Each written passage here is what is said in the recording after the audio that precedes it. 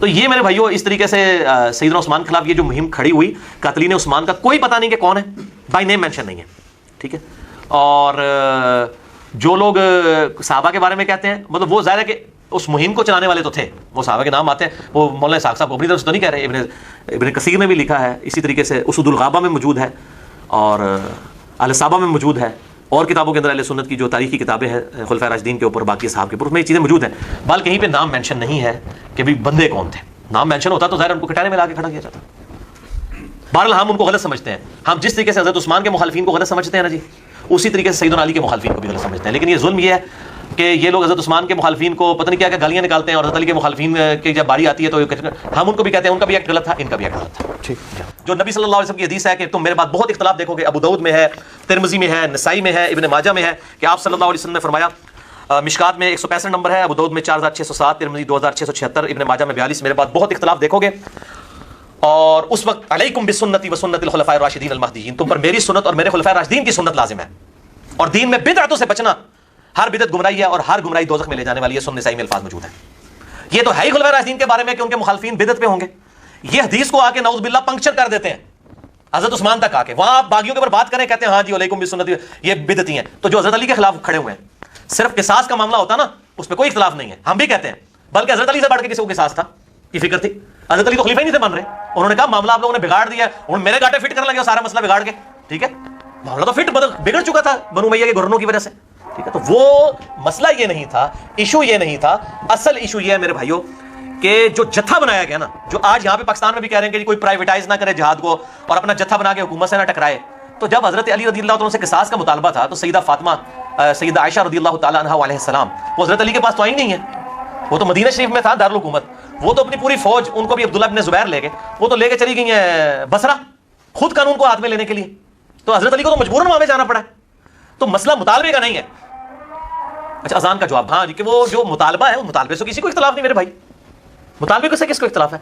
جتھا بنا کر، پارٹی بنا کر خلیفہ راشد کے خلاف ٹکرا جانا، اس سے اختلاف ہے. کہ اگر حضرت معاویہ بن ابی سفیان رضی اللہ تعالیٰ عنہ کی غلطیوں کو ہم غلطی نہیں کہیں گے تو ہم حق اور باطل، غلط اور صحیح کے معیار کو خطرے میں ڈال دیں گے. اتنے سافٹ الفاظ استعمال کیے انہوں نے. میں کہتا ہوں کہ خلافت و ملوکیت سے سافٹ کتاب ہی کوئی نہیں ہے. اور اس کے اندر جو کمزوری تھی ہم نے پوری کر دی ہے اس پمفلٹ کے ذریعے. یہ جو پس منظر لکھتی ہے، یہ زمین میں آپ سمجھ لیں اس کا نیکسچر ہے. حضرت علی کی توثیق ہے، ٹھیک ہے. علی سے محبت نہیں رکھے گا مگر مومن، علی سے بغض نہیں رکھے گا مگر منافق. صحیح مسلم 240 نمبر حدیث. علی کی توثیق ہے ہر جنگ میں. آپ دیکھیں حضرت عثمان کے جو معاملات ہیں نا، اس میں اس طریقے سے توثیق نہیں آئی ہے جو حضرت علی کی جگہوں پہ توثیق ہے. تو ہم نبی صلی اللہ علیہ وسلم کی غیبی خبروں کی بنیاد پہ کہتے ہیں کہ حضرت علی کا اسٹانس ٹھیک تھا. اور چونکہ جھگڑا ہی حضرت علی کی جگہوں پہ بننا تھا، اس لیے حدیثیں اسی کے اوپر میں نے 72 حدیثوں میں جمع کی ہیں. جنگ جمل کے اوپر وہ جو حدیث اتنی مشہور ہے مسند احمد کی کہ میری بیوی پہ کتے بھونکیں گے، ہو پہ اماں عائشہ پہ بھونکے تو رونا شروع کر دیا. واپس جانے لگی تو ابن زبیر کے لیے اماں رسول اللہ کے لیے لے کے جا رہے ہیں، بعد میں پوری زندگی روتی تھی، دوپٹہ دار ہو جاتا. ان کے الفاظ ہیں کہ میں نے نبی صلی اللہ علیہ وسلم کے بعد کی بدعت کی ہے. احدثہ کے الفاظ ہیں. حضرت عائشہ پوری زندگی شرمندہ تھی اس بات کے اوپر، ان کا دوپٹہ دار ہو جاتا تھا. اس کے کئی الفاظ تو بخاری میں کتاب الجنائز میں موجود ہے، میں نے اس کا بھی ریفرنس دیا ہے. تو وہ بعد میں شرمندہ رہی، حضرت علی نے ان کو معاف بھی کر دیا. حضرت طلحہ جنگ چھوڑ گئے، ان کو مروان نے قتل کیا، المستدرک الحاکم کی میں نے روایت ڈالی ہے. حضرت زبیر جنگ چھوڑ گئے، ان کو حضرت علی کے ایک فوجی نے جا کے قتل کیا، تو حضرت علی نے کہا میں تجھے دوزخ کی بات بشارت سناتا ہوں سیدنا زبیر کو. تو یہ لوگ تو جنگیں چھوڑ گئے تھے. ان لوگوں نے تو مطلب اسی تو جنگ جمل ہار گئے تھے نا یہ لوگ. ٹھیک ہے، تو جنگ جمل میں جو لوگ آئے، جنگ صفین میں، صفین کے بارے میں بخاری کی جو حدیث ہے، جو شیخ زبیر صاحب کہتے تھے علی بھائی میں کہاں پڑھتا ہوں یہ حدیث پڑھتا ہوں بخاری 2812 کہ عمار کو وہ باغی جماعت قتل کرے گی، عمار ان کو اللہ کی طرف بلائے گا، وہ جماعت دوزخ کی طرف بلانے والی ہوگی.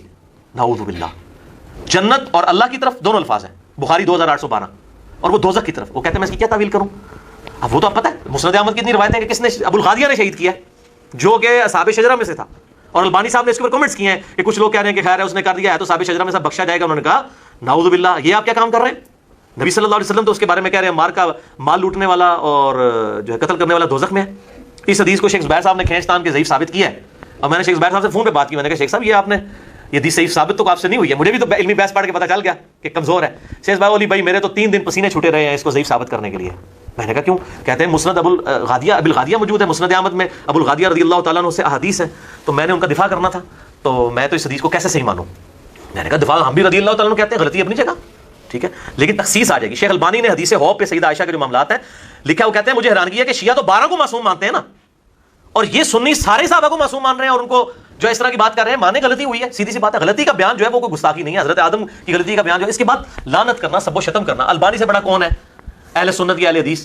اور مجھے تو اب ڈر لگ رہا ہے، اور میں نے یہ پریڈکشن کر دی کہ اہل حدیث ان قریب اسے نکال دیں گے. میں نے شیخ البانی کو نام دیا دور حاضر میں اہل بیت کی محبت کا امام شیخ محمد ناصر الدین البانی المتوفی 1999 عیسوی. تو ان کا سٹانس ٹھیک تھا، مطالبہ کرنا چاہیے تھا. حضرت علی خود بھی اس حق میں تھے. حضرت علی اتنا عرصہ تک حضرت عثمان کو بھی سمجھاتے رہے.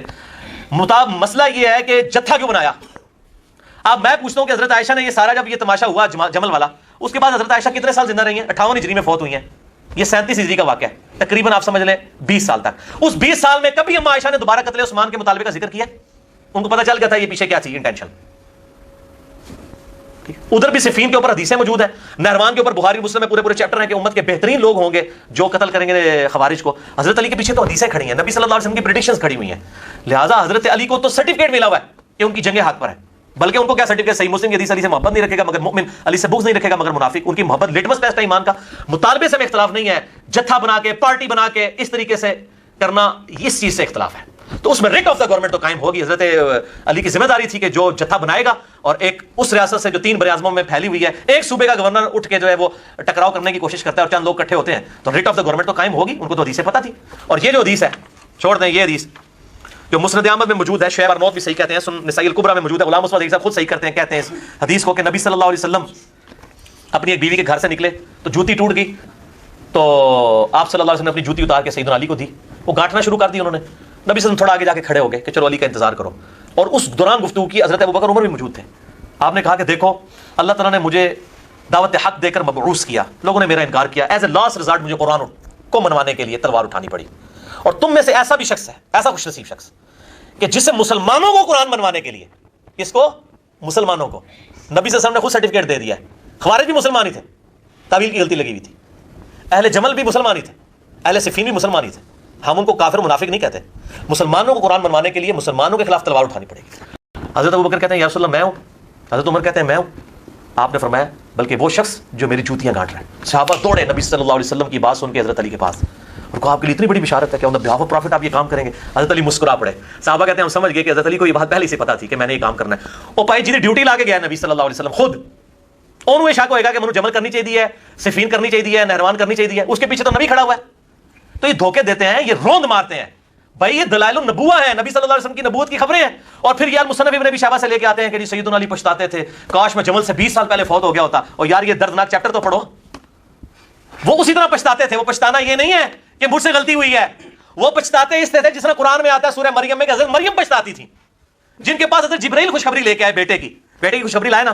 سورہ مریم پڑھ کے دیکھیں. جس نے فرشتہ سامنے دیکھ لیا، اللہ کی بشارت دیکھ لیا، اب اس کو کوئی شک رہ گیا؟ بتائیں مجھے. اچھا اس کے بعد آتا ہے ان کو حمل ٹھہر گیا. وہ ایک درخت کے نیچے جا کے بیٹھی اور وہاں کہتی ہے کاش میں بہت پہلے ہی مر کے مٹی ہو چکی ہوتی، نسیم منسیہ ہو چکی ہوتی، لوگ مجھے بھول چکے ہوتے، میں اس حالت پہ تو نہ پہنچتی.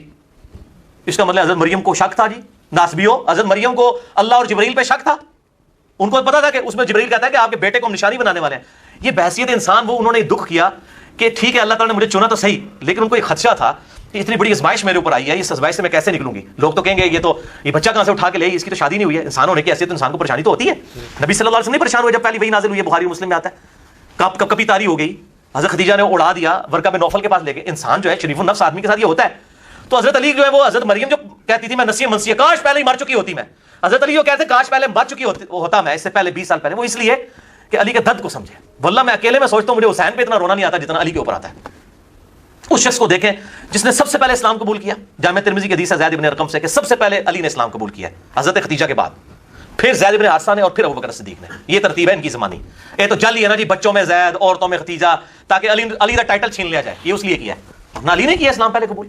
کتنی حدیث موجود ہیں المستدرک الحاکم کے اندر، سنن نسائی الکبریٰ کے چیپٹر خصائص علی کے اندر موجود ہے، جامع ترمذی میں موجود ہے. آپس میں تو اکٹھا تو نہیں کسی نے کلمہ پڑھا، آپس میں ترتیب موجود ہے. تو حضرت علی جس نے سب سے پہلے اسلام 7-8 سال کی عمر میں قبول کیا، باقی تو کافر سے مسلمان ہوئے ہیں. دیکھ لیں جتنے بڑے بڑے اصحاب ہیں وہ تو مسلمان تو نہیں تھے نا، بعد میں مسلمان ہوئے نا. کوئی 40 سال کی عمر میں، کوئی 45 سال کی عمر. حضرت علی تو بچپن سے آپ صلی اللہ علیہ وسلم کی جو ہے وہ ساتھ اٹیچ. جس شخص نے بچپن سے اسلام قبول کیا، ہر وقت حضور کے ساتھ رہا، غزوہ خیبر میں اسلام کو فتح دلائی، غزوہ خندق میں ابن عبد الود جس کا کوئی مقابلہ کرنے کے لیے آگے نہیں ہوتا تھا، جو 100 بندوں سے اکیلا لڑتا تھا، اس کو قتل کیا. جس نے اسلام کو اس اور شب ابن ابی طالب کے اندر اس نے وقت گزارا 3 سال کا. جس نے اسلام کو زیرو سے اس بلندی ایپیکس پہ پہنچتے ہوئے دیکھا کہ حضرت عمر کے دور میں 3 براعظموں تک اسلام کی حکومت پہنچ گئی، اور اس کو اپنی زندگی میں یہ چیز دیکھنی پڑ رہی ہے کہ اس کے سامنے وہ اسلام کا نظام جو ہے وہ بکھرتا جا رہا ہے بنو امیہ کے گورنروں کی وجہ سے. حضرت علی نے بہت کوشش کی ہے. میں نے اس میں روایت ڈالی ہے مستدرک الحاکم سے اور سنن نسائی الکبریٰ کا چیپٹر خصائص علی اس میں سے کہ نبی صلی اللہ علیہ وسلم فرمایا کہ اے علی اگلی امتوں میں بدبخت سب سے بڑا وہ تھا جس نے قوم سمود کی اونٹنی کو قتل کیا تھا, اور میری امت کا سب سے بڑا بدبخت وہ ہے جو تجھے قتل کرے گا. تو قوم سمود کے بدبخت نے جب اونٹنی کو قتل کیا تو قوم سمود پہ عذاب آیا نا. سیدنا علی کے قتل کے بعد اس امت پہ عذاب آیا, اور عذاب کیا آیا؟ بلوکیت کی شکل میں مسلط ہو گیا. ان لوگوں نے حضرت علی ایک آخری کوشش تھے کہ کسی طریقے سے ابو بکر اور عمر کی خلافت کو بحال کیا جائے, جسے سیدنا عثمان کے گورنروں نے اسپائل کر دیا تھا. میرے اس پہ پورا لیکچر ہے, مسئلہ number 116A, 116B, 116C, 116D, 116E, کہ کس طریقے سے اسپائل ہوئی ہیں یہ چیزیں. سیدنا علی تو آخری کوشش تھے. تو میرے بھائی اس نے تو کہنا تھا کاش میں مر چکا ہوتا, میرے سامنے اس طریقے سے معاملات نہ ہوتے, اس طریقے سے مجھے یہ دکھ نہ دیکھنے پڑتے. اور سیدنا علی کے آپ اگر دیکھیں کس طریقے سے وہ کوفے میں بیٹھ کے اکیلے رویا کرتے تھے کہ اسلام کا شرازہ بکھر رہا ہے, کوشش کر رہا ہوں کہ کسی کے سے سمٹ جائے, لیکن ان کے لوگ ساتھ ہی نہیں ہیں اس طریقے سے دیکھتے. اور بعد میں لوگ پچھتاتے تھے نا جی, آج تک ہم پھر پچھتا رہے ہیں نا کہ حضرت علی کا اس وقت ساتھ دے دیتے باقی لوگ بھی. تو یہ جو انجن پٹری سے اتر گیا تھا وہ واپس ابو بکر عمر کے ٹریک پہ آ جاتا. لیکن واللہ خیر الماکرین, اللہ کی خفیہ تدبیر ہے. اسی طریقے سے ہوتا ہے, انبیاء بھی دنیا سے گئے ہیں, انبیاء بھی شہید ہوئے ہیں, اور یہ معاملات ہوئے ہیں. اللہ تعالیٰ کی طرف سے یہ خفیہ تدبیر تھی, جو بھی آزمائش تھی, تقدیر کے معاملات ہیں. واللہ اعلم.